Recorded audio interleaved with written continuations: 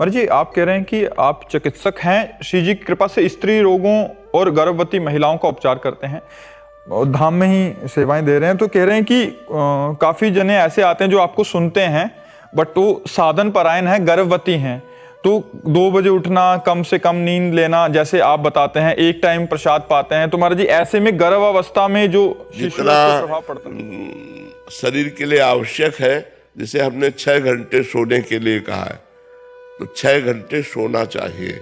क्योंकि अगर आप 6 घंटे नहीं सोएंगे तो आपके जागरण के समय में जो भजन करेंगे उसमें आपको विक्षेप पड़ेगा, बार बार आलस्य आएगा। 6 घंटे सोना चाहिए, 24 घंटे में 6 घंटे सोना चाहिए और इसके बाद शेष समय अपनी दिनचर्या में रत रहना चाहिए।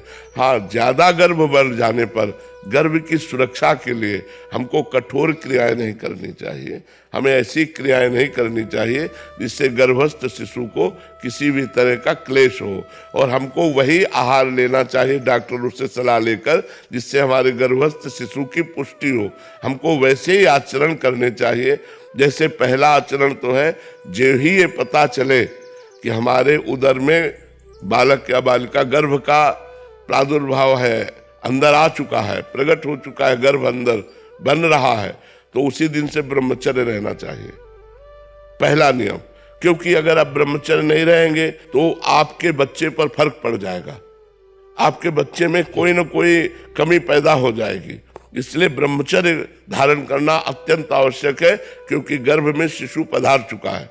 इसके बाद हमें पौष्टिक आहार लेने चाहिए, उचित नींद लेनी चाहिए और हमको भागवतिक कार्य करने चाहिए, भगवान की कथा सुनना, नाम कीर्तन करना, नाम जप करना, और तो उससे क्या होगा, हमारे बच्चे के बहुत अच्छे संस्कार पड़ जाएंगे।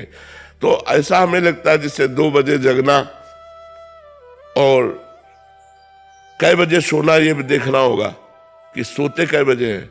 2 बजे तो हमारे यहाँ सब प्राय जग जाते हैं, 2 बजे जगने का तो एक मतलब नियम ही है एक तरह से, पर सोते कै बजे हैं। मान लो 4 घंटे रात्रि में सो गए तो 2 घंटे दिन में विश्राम कर लिया, तो 4 2 6 घंटे जब, और जिनको दिन में विश्राम करने को ना मिलता हो उनको रात्रि में 6 घंटे आराम से सोना चाहिए, और जो शरीर से श्रम करते हो उन्हें 7 घंटे विश्राम करना चाहिए। और जी वही कह रहे थे कि क्योंकि शब्दों को सही से पकड़ ना पाने के कारण नॉर्मल तो कोई दिक्कत नहीं है, बट जैसे उनके पेट में कब्ज, भारी कब्ज थी, फिर जब उनको देखा तो बहुत कमजोरी, तो जब पूछा गया तो उनके पतिदेव ने बताया कि ये मतलब बहुत साधन परायण है, अष्टयाम श्री जी की इस अवस्था में भी कर रहे हैं, वो तो ठीक है, बट एक टाइम भोजन पाना और 2 बजे सुबह उठ जाना और कठिन। इसमें अब अपनी बात नहीं देखनी, गर्भस्थ शिशु की बात देखनी है कि हमको अगर 3 बार पाना पड़े तो हमें 3 बार पाना चाहिए, क्योंकि गर्भस्थ शिशु का पोषण होना चाहिए। बट आप कहते हैं कि चिड़िया की तरह थोड़ी थोड़ी देर में नहीं लेना चाहिए। बीमार और गर्भिणी नारी, इनको साधना में आप नहीं गिन सकते। बीमार आदमी है, अब उसको दवा लेनी तो कुछ थोड़ा पा लीजिए, तब आप दवा लीजिए, नहीं दवा बहुत गर्म होती है। स्वस्थ शरीर के लिए नियम है, अस्वस्थ शरीर के लिए नियम नहीं है। जैसे भी आपको बने, जैसे स्वस्थ शरीर तो आसनों में बैठो, अब अस्वस्थ शरीर तो सोफा कुर्सी, जैसे आप ऐसे बैठे हो राधा राधा जप रहे हो। आपका भजन बनना चाहिए। गर्भिणी स्त्री का स्वयं का जीवन नहीं है, उस बच्चे के लिए जीवन है।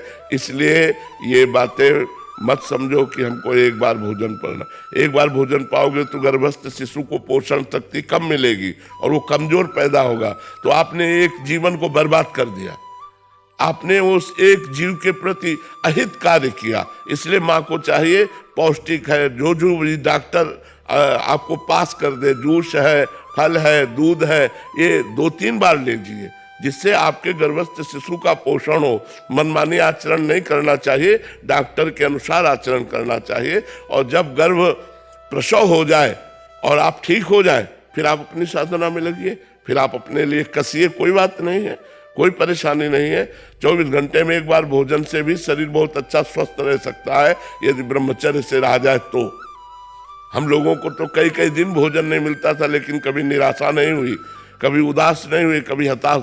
तो इसलिए जब तक गर्भस्थ शिशु रहे तब तक हमें डॉक्टर के अनुसार चलना चाहिए कि उसको क्या पोषण तत्व देना है, कौन कौन सी अब जैसे गर्भस्थ शिशु है और आप वजन वाली चीज उठा रहे हैं आप झुक रहे हैं तो उसको परेशानी पड़ रही है। उस समय आपको उसकी सुरक्षा के लिए आपको उन कार्यों को छोड़ देना चाहिए जिनको निषेध किया गया है। आप पोछा लगा रहे हैं, गर्भस्थ शिशु को बहुत परेशानी होगी, हानि हो जाएगी, आप नहीं लगाइए। आप उतना झुकिए, आप उतना कार्य कीजिए जिससे गर्भस्थ शिशु का पोषण हो, उसको किसी तरह से हानि न पहुंचे। ये डॉक्टरों से सलाह ले लेनी चाहिए।